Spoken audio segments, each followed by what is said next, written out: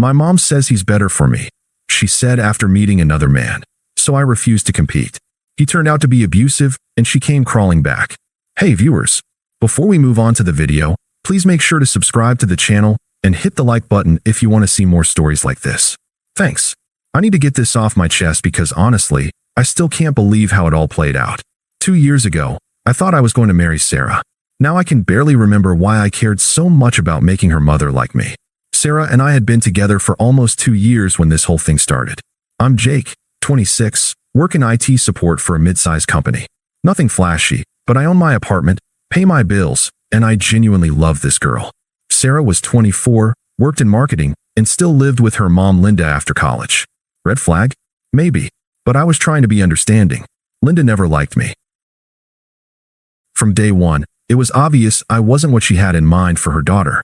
I drove a reliable Honda instead of a BMW. I lived in a decent neighborhood, not the fancy side of town. I had a stable job, not some high-powered career. But I kept trying because I loved Sarah, and I thought if I just proved myself, Linda would come around. The family dinners were torture. Every Sunday, I'd show up with flowers or wine, trying to win her over. Linda had this way of making comments that sounded nice, but felt like little cuts. Jake, sweetie, what are your plans for moving up at work? Sarah's friend Marcus just bought a house in Riverside. I'm actually up for a team lead position next quarter, I'd say, trying to stay positive. That's nice. Marcus is opening his second office location. Sarah would just sit there, not defending me, not shutting her mother down. Just making these apologetic faces like her mom was some natural disaster we had to endure. Mom, can we not do this tonight? Sarah would say weakly. Do what? I'm just making conversation. Marcus is doing so well for himself. I should have seen it coming when Linda started bringing up Marcus more often. He was the son of her friend from church, apparently some hotshot in finance or real estate. I never got the full story because every time his name came up, I tried to change the subject. The shift in Sarah started small.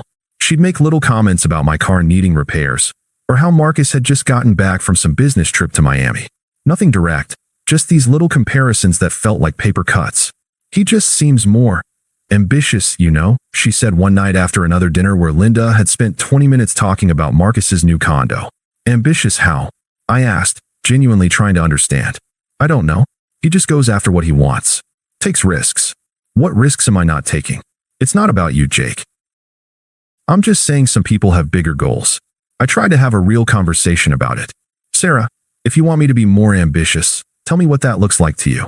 I'll work toward whatever goals we set together. You shouldn't have to change for me, she said, but her tone suggested that maybe I should. 3 weeks later, Linda invited Marcus to Sunday dinner. I'm not kidding. She actually invited another man to family dinner while I was dating her daughter. The audacity should have been my wake-up call, but I was still trying to be the reasonable guy. Marcus was everything Linda wanted. Tall, expensive suit, firm handshake, talked about his investment portfolio over pot roast. He was charming, I'll give him that. Confident in that way that makes other people feel smaller without him having to try. So Jake, Sarah tells me you work in IT. Marcus said with this smile that didn't reach his eyes. That's a stable field. Stable. Like I was a government bond. I enjoy the problem-solving aspect, I replied. That's great. I'm more of a big-picture guy myself. Always looking for the next opportunity to scale up. Sarah was practically glowing sitting next to him. I watched her laugh at his stories about closing deals and networking events. She never looked at me like that when I talked about my work. After dinner, Linda cornered me in the kitchen while Sarah walked Marcus to his car. He's impressive, isn't he? She said, washing dishes with unusual enthusiasm. Sure, I said. Sarah deserves someone who can give her the life she dreams of. What kind of life is that, Linda? Security. Adventure. Someone who challenges her to be better. And I don't do that. She turned to look at me with something almost like pity. You're a sweet boy, Jake. But Sarah is special. She needs someone who matches her potential. I should have walked out right then. Instead, I stayed for coffee and watched Sarah come back inside glowing like she'd just discovered fire. The next few weeks were hell. Sarah started going out more, networking events, and professional development meetings. She'd come home talking about Marcus and his connections, his business strategies, his plans to expand. I'm learning so much from him, she'd say. He's really opening my eyes to what's possible. What kind of things? I asked. Just thinking bigger, not settling for comfortable. That word, comfortable. She said it like it was cancer. I found out they were spending time alone when I saw them having lunch together downtown. I wasn't following her or anything dramatic. I was just grabbing food between service calls, and there they were, sitting close, talking intensely. She saw me through the window and waved like nothing was weird about it. That night, I brought it up. I saw you with Marcus today. Oh yeah? We were just talking about some business ideas. He's helping me think through some career moves. Career moves you haven't mentioned to me. I didn't want to get your hopes up until I knew if anything would come of it. Since when do we not talk about career stuff? She sighed like I was being difficult. Jake, Marcus has connections I could never access through your network. He's introducing me to people who could change my whole trajectory. What's wrong with my network? Nothing's wrong with it. It's just different. Different. Another word that felt like a slap. 2 months of this. 2 months of watching my girlfriend slowly pull away while her mother cheered from the sidelines. 2 months of feeling like I was competing in a race I didn't even know I'd entered. The breaking point came at Linda's birthday party. Sarah had been distant all week, and when I arrived at the restaurant, Marcus was already there. Not just there, sitting in what should have been my seat, next to Sarah. Oh good, you made it, Linda said when she saw me. We saved you a seat down there. She pointed to the far end of the table, next to Sarah's weird cousin who collects model trains. I sat down and watched Marcus charm the entire family. He had stories, connections, business cards. He picked up the check with this casual wave like it was nothing. Sarah barely looked at me all night. When I drove her home, the silence was thick. Nice party, I said. Yeah, Marcus really made it special. Marcus made your mother's birthday special. He just has this way of bringing out the best in people, making them feel important. And I don't. She was quiet for a long time. Then, I need to figure out what's best for me, Jake. My mom thinks Marcus could give me the life I deserve. Maybe I should explore that. Explore what exactly? Just what it would be like to be with someone who matches my ambition. I pulled over. I had to. Sarah, are you telling me you want to date Marcus? I'm telling you I need to figure out who I am and what I want. While dating me, I don't know. Maybe we should take a break. A break so you can explore things with Marcus. A break so I can explore things, period. I looked at her, really looked at her. This woman I'd loved for 2 years, who I'd bought a ring for that was sitting in my sock drawer, who I'd planned a future with. And she was asking for permission to cheat. I'm not going to fight someone for you, Sarah, I said quietly. Either you want to be with me or you don't. It's not that simple. It really is. You don't understand the pressure I'm under. My mom has opinions about everything, and Marcus is just, let me make this simple for you, I interrupted. You don't need a break to figure out if you want to be with me. You already know. She started crying then. That's not fair. What's not fair is stringing me along while you audition my replacement. That's not what this is. Then what is it? She couldn't answer. Or wouldn't. I drove her home in silence and walked her to the door like I always did. Take all the time you need to figure things out, I said. But I won't be waiting. Jake, good night, Sarah. A week later, she called. I've made my decision, she said without preamble. Okay. My mom says he's better for me. He has goals, ambition. You're just comfortable. I need someone who challenges me. There it was. Comfortable. The kiss of death. So 2 years means nothing because your mom found someone with a bigger paycheck? I asked. It's not about money. It's about potential. Marcus pushes me to be better. Better than what? Better than settling. And that's what you were doing with me? Settling. I don't want to hurt you, Jake. You're a good guy, but I need more than good. Then I hope you're happy with your choice, I said. That's it. You're not going to fight for us. You just told me there is no us. But what if I'm making a mistake? Then you'll figure that out. But I won't be your backup plan while you do. She hung up.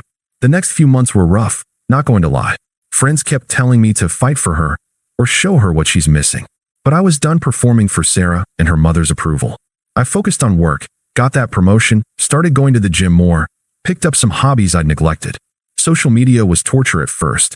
Sarah's Instagram was suddenly full of expensive restaurants, weekend trips, shopping bags from stores I couldn't pronounce. Marcus's arm around her at charity galas, his sports car, their couple selfies from Miami. The comments from Linda were the worst. So proud of my beautiful daughter and her amazing boyfriend, with heart emojis and tags for all her friends to see. I eventually unfollowed both of them. Not blocked. That felt too dramatic. Just unfollowed and got on with my life. About 6 months after the breakup, mutual friends started making weird comments. Nothing direct, just little hints that maybe things weren't as perfect as they looked online. Saw Sarah at Emma's party last weekend, my friend Mike mentioned. She seemed different. Different how? I don't know. Stressed? Marcus was glued to her side the whole time. Wouldn't let her talk to people without him there. I didn't ask for details. Wasn't my business anymore. More little hints over the next few months. Sarah had quit her marketing job to focus on supporting Marcus's business. She wasn't hanging out with her old friends as much. Linda was posting fewer bragging photos. Then Emma called me directly. Jake, I need to tell you something, but you can't let Sarah know I called. What's wrong? I think Marcus is hitting her. My stomach dropped. What do you mean you think? She showed up to my house yesterday with bruises on her arms. Said she fell downstairs, but Jake, it looked like finger marks. Did you ask her directly? She shut down the second I brought it up. Started making excuses and left. She's not allowed to have friends over anymore, apparently. Marcus thinks we're bad influences. Have you talked to Linda? Linda finally sees what Marcus really is, but she's too proud to admit she was wrong. She keeps making excuses for him. I felt sick. Whatever Sarah had done to me, I never wanted this for her. What can I do? I asked. I don't know. Maybe nothing. She made her choice. But I thought you should know. I thought about reaching out. Wrote a dozen texts I never sent. What was I supposed to say? I told you so, wasn't going to help her, and I genuinely didn't know if my contact would make things worse for her. The decision was made for me when she started trying to reconnect. It started small. She liked a few of my Instagram posts. Then she started viewing my LinkedIn profile weekly. Then mutual friends mentioned she'd been asking about me. The first text came on a Tuesday. Hey, how are you? I waited a few hours before responding. I'm well. Hope you are too. Can we talk sometime? About what? I made a huge mistake. I see that now. Can we meet for coffee? I stared at that message for a long time. Part of me wanted to see her, to understand what had happened. But a bigger part of me knew it wasn't my problem to solve. I don't think that's a good idea, Sarah. Please. I just need to explain. You explained perfectly when you left. Nothing's changed. The texts became more frequent after that. Longer. More desperate. I know I hurt you, but what we had was real. Marcus isn't who I thought he was. I see that now. I'm sorry to hear you're having problems, but that doesn't change anything between us. I miss you, Jake. I miss us. I stopped responding after that, but she didn't stop trying. Then Linda called me. Actually called my phone at 9 p.m. on a Thursday. Jake, we need to talk. Hello, Linda. What about? Sarah. She's in trouble. What kind of trouble? Marcus. He's not the man we thought he was. She needs help. Then help her. She won't listen to me. She needs someone she trusts. She made it pretty clear she doesn't trust my judgment. She was young, confused. I pushed her toward Marcus. That's on me. But you're a good man, Jake. She needs someone stable now. The irony wasn't lost on me. With respect, Linda, you encouraged her to leave someone stable for someone exciting. She listened to you then. That's different. She was young. She was 24 and made an adult decision with your support. I'm respecting that decision. You're really going to let pride get in the way of helping someone you loved? This isn't about pride. It's about accepting that some choices have consequences. Linda hung up on me. The calls and texts escalated after that. Sarah sent paragraphs about how sorry she was, how she'd learned her lesson, how she wanted to make things right. I read them all but rarely responded. Then she showed up at my apartment. I was coming home from the gym when I found her sitting on my steps. She looked thin, tired. Nothing like the glowing woman from those Instagram posts. We need to talk, she said, standing up. No, we don't. Jake, please. I know I hurt you, but what we had was real. I see that now. What we had ended when you chose to explore other options. That's not fair. I was confused. My mom was pressuring me. The same way you're pressuring me now? This is different. I made a mistake. A huge mistake. Marcus isn't who he pretended to be. I'm sorry that happened to you. Are you? Because you don't seem sorry at all. I looked at her then, really looked at her. The desperation in her eyes, the way she was holding herself. This wasn't the confident woman who'd told me I was too comfortable. This was someone who'd gotten everything she thought she wanted and found out it was poison. I am sorry you're hurting, I said carefully. But that doesn't mean we have anything to discuss. So you're just done? 2 years meant nothing to you. 2 years meant everything to me. That's why it hurt so much when you threw it away. I didn't throw it away. I made a mistake. You made a choice. With full information about what you were giving up. She started crying then. I can't go back to him, Jake. I tried to leave and he threatened me. My chest tightened. Sarah, if you're in danger, you need to call the police. Or go to a shelter. There are resources. I don't want resources. I want you. That's not how this works. Why are you being so cold? I'm not being cold. I'm being realistic. The Jake I knew would have helped me. The Jake you knew would have done anything for you. You remember him? The one who wasn't ambitious enough. She flinched. That was wrong of me to say. It was honest. You meant it then, and meaning it was your right. But I took you at your word. People change, Jake. I've changed. Good for you. I hope that works out. That's it. That's it. She stood there for another minute, maybe hoping I'd change my mind. When I didn't, she walked away. The final encounter happened 8 months later, completely by accident.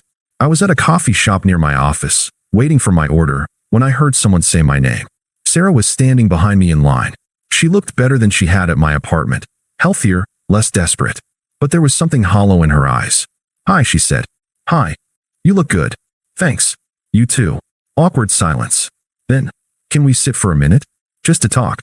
I almost said no, but something made me nod toward a corner table. How are you? She asked once we sat down. I'm doing well. You? Better. I left Marcus. For real this time. Good for you. I'm living with Emma while I figure things out. That's nice of her. More silence. Then she leaned forward. Can't we try again? I've changed. I've learned from my mistakes. I studied her face. You said I wasn't ambitious enough for you. That I was just comfortable. What's changed? I realize now that comfortable isn't bad. That stability matters more than excitement. So now I'm good enough because your other option didn't work out? That's not. Like you said, you need someone who challenges you. I'm just comfortable, remember? She stared at me. You're really going to throw my words back at me? I'm not throwing anything. I'm reminding you of who you said you were and what you said you needed. I was wrong. Maybe. Or maybe you were right then and you're wrong now. Either way, it doesn't matter. Why doesn't it matter? Because I don't want to be anyone's second choice.